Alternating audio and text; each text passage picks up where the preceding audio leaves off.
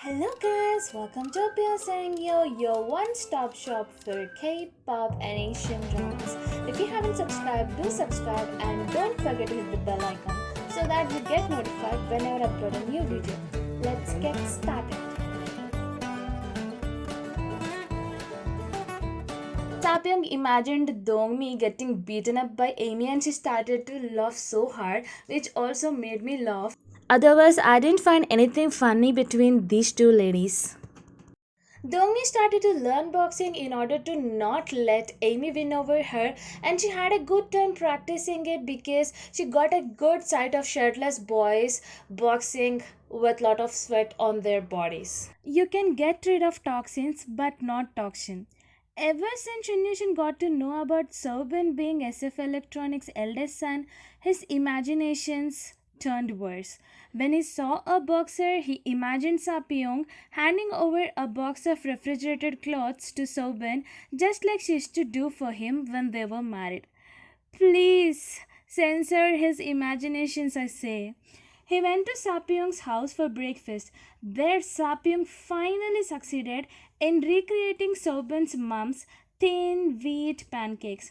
Jia asked her for the secret of her recipe, but she denied. She told her she's her daughter, not her daughter in law.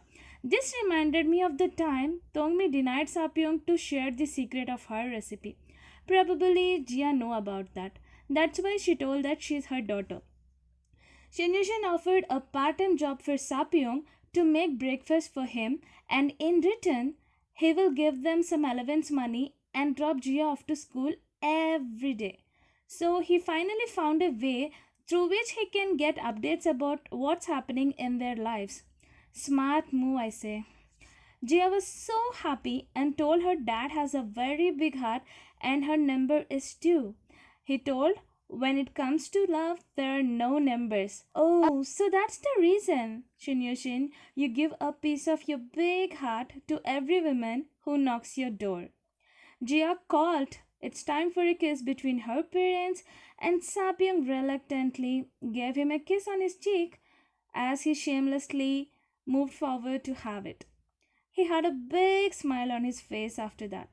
This is the reason I say that he can never be satisfied with one woman. As if sleeping with his young mistress by his side is not enough, he's expecting kisses from his ex wife. How greedy he can be. She couldn't say anything to him in front of Jia. So at the office, she told him he can meet his daughter anytime but not to come over for breakfast. He asked her if that makes her uncomfortable. Dude, of course it does. Which wife want to act lovey-dovey with her ex-husband just because of her kids? She told him to be grateful as she is being nice and letting him to see his kiddo anytime he wants without exposing his affair. This angered him so much that he questioned her if she is with Sobin because he's the eldest son of SF Electronics. And then he called her to be a materialistic woman just like other women, and being a man, he's far better than her. Excuse me? She thinking to move on in life with a gentleman after divorce from her cheater husband is her being materialistic. But you, who after having a trophy wife needed a mistress by your side, is a guy far better than her? How come? Like seriously? You need help. You need help. And what about being a man? Being a man doesn't mean you can do much worse things or that you are more privileged to do bad things. Well, this again turned out to be his imagination of accusing Sapyong. I'm sick and tired of his sickening imaginations, to be honest. At home, he's having tough time solving the cat and mouse issues of Dongmi and Amy. Apart from being good at cleaning and shedding crocodile tears, Amy is also good at getting things done by others without her having telling them to do. Instead of telling Shinyushin that she need a housekeeper, she listed out all the chores she does from morning to night, which makes her end up sleeping like a baby.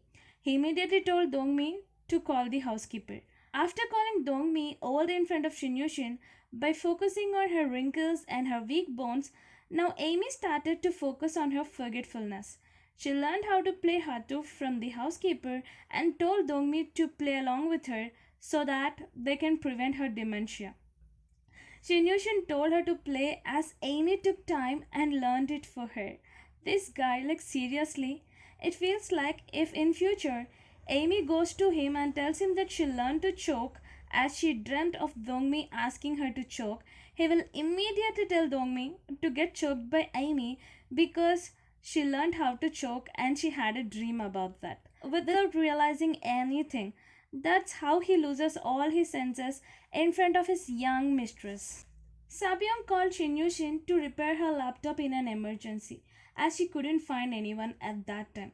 Later, they went to have some drinks. He gifted her with a bracelet and told her it was the anniversary of their first official date. So it dates back to some 20 years.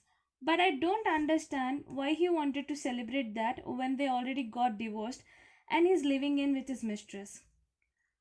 I was surprised when Sapyong did not return his gift even after knowing about the anniversary. Maybe because, though she divorced him, she still had feelings for him. And she got a late night text which made him question her.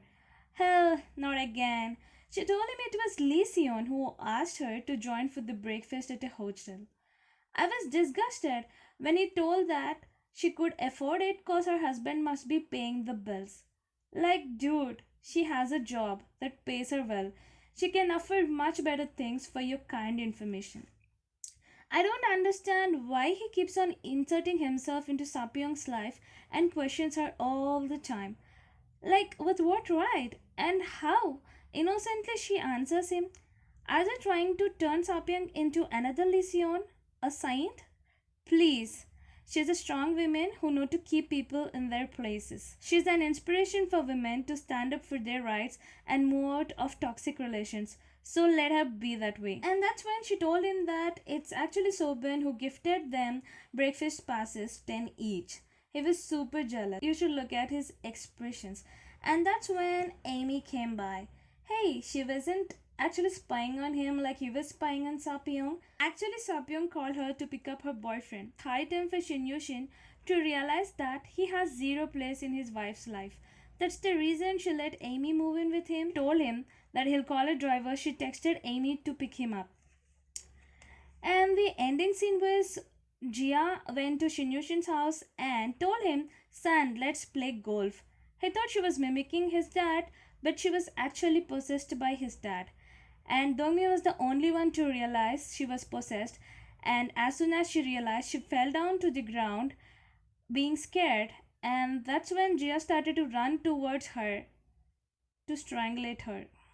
Now coming to the wedding sequences, Sapyong is with Dongma and the subtitles read Bride and Bridegroom are coming, and Amy is with Sahyun and the subtitles read Bridegroom is so handsome. Well, you should never go with subtitles and pictures and voice because these three can be jumbled in a way to confuse us. There are three possibilities behind these wedding sequences.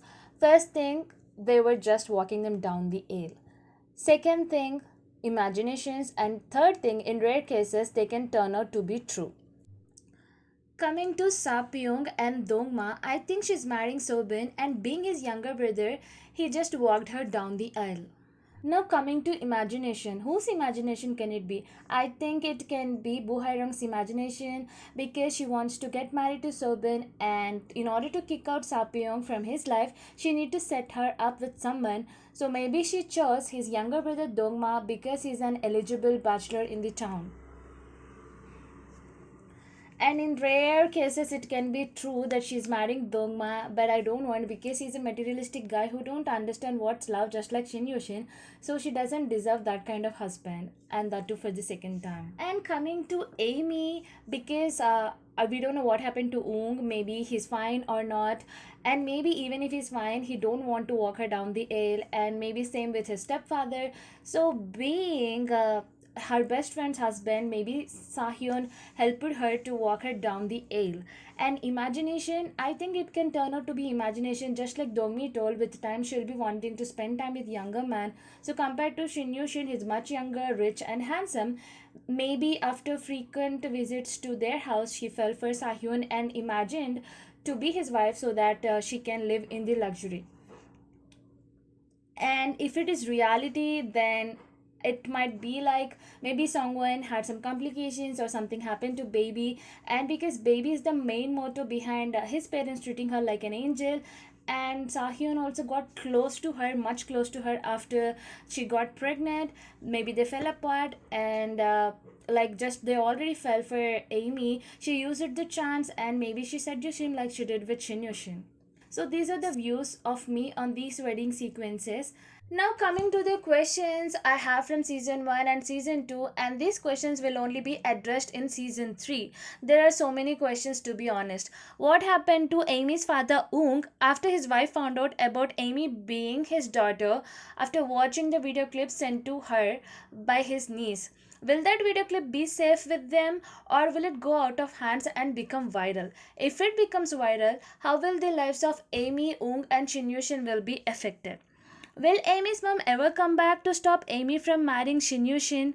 Who is her stepdad? Will he be okay with Amy being a mistress? Will Shinyushin ever get to know about Dongmi being his dad's murderer? Will she go to jail or will she get killed by her hubby's ghost? Will Jia find out about her parents being divorced, and when she will get to know about him having a young mistress? And will Jia share to Uram about how her dad cheated on her mother and they ended up divorced?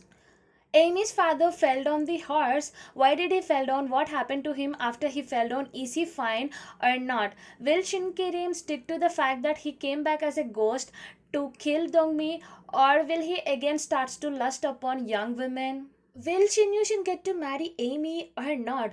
Or will she ditch him for much younger, much handsome, and much rich Sahyun? Because we have seen how she fell for those cozy, expensive cushions, and she was also impressed by the way Songwon is being treated by her soon to be parents in law. And if Amy ditches Shinyushin, will he go back to his wife or not?